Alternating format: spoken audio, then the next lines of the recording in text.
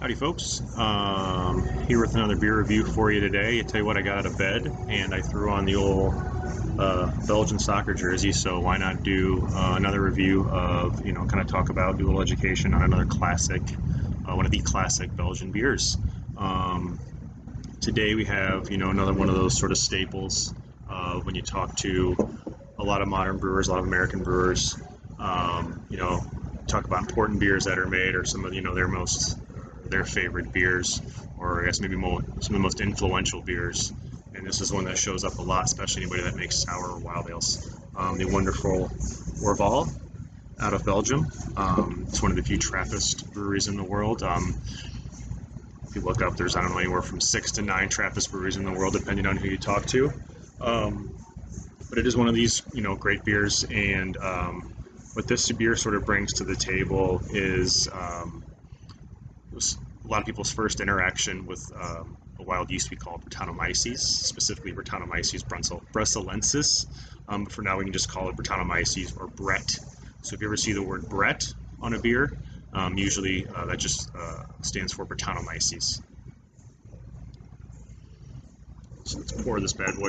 Something fun about this beer too is we just got this in yesterday at the bar, and it was bottled on September 18th, 2019, and it has a best before date of September 18th, 2024. Because this beer really does develop in the bottle. I'll tell you about that in a second. Remember we talked about Duvel? It has a whole lot of head in it. This beer does as well. It's also kind of a reason for the funny shaped bottle. It's a stronger bottle. There's a ton of carbonation in this beer, a ton of CO2 locked into that bottle. That's because while this beer is brewed brewed normally with ale yeast for primary fermentation, they condition the bottle with Brettanomyces, like I was talking about, for a secondary fermentation. What Brettanomyces is going to do is it's originally was a wild occurring yeast, and what it's going to do is it's going to give a lot of fun sort of funk, like hay, leather, wildflower, kind of must, that sort of thing in the beer, even if it's put in, not during the normal fermentation process, even if it's just added to the bottle like it is here, it still is responsible for a massive amount of character that goes into the beer. And the reason why this beer, has a 5-year shelf life essentially on it, and probably even longer, is that Brettanomyces doesn't stop developing. If you ever talk to a brewer, and one thing that they'll tell you about Brettanomyces is it likes pretty much any sort of sugar you throw in its way. Most yeasts, when you're brewing a beer, whether it's an ale or a lager yeast, there's only certain kinds of sugar that it really enjoys eating. And it leaves a lot of other stuff behind, whereas Brettanomyces kind of likes everything, any kind of sugar that's thrown in it, so you're not going to have a ton of residual sugars in the beer. There's not a whole left over, so you're going to generally find a drier beer. Beer that features bread is generally going to be on the drier side, and give you sort of those kind of fun, musty, funky sort of flavors I was telling you about. Another feature of Orval is they heavily dry hop it as well. So if you get it kind of on the fresher side, so say it's in the 6-month range, maybe it's close to a year, is you're still going to get some of those fun sort of fruit, and I guess probably in this more sort of floral characteristics out of the hops, and that really plays well with the Brett.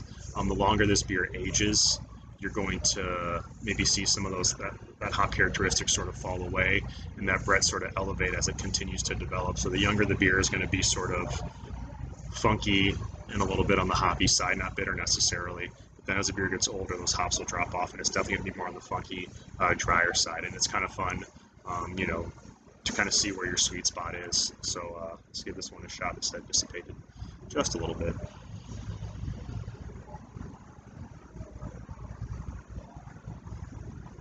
There's a wonderful mouthfeel on this beer. It's so heavily carbonated. And this one is not quite a year old, so there's the hop presence is still there. There's even just a little bit of bitterness, and that Brettanomyces is just starting to show up with kind of those funky flavors I was telling you about.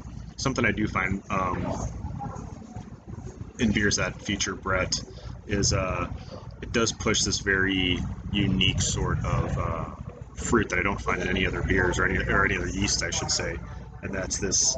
Best way I can describe it is like a grape sweet tart, and it's just starting to develop in this. And I imagine if you let this sit a little bit longer, maybe another 6 to 9 months, that sort of grape sweet tart characteristic would be elevated just a little bit, which is really fun. But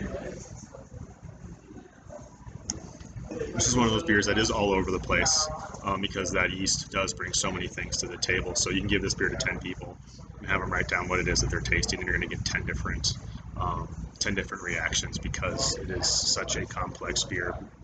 And I think it's the reason why so many people see this beer as so influential, because there's really not a whole lot going on in this beer other than that yeast that's just offering such complexity to the beer without making the process just over the top or laborious, as you would say.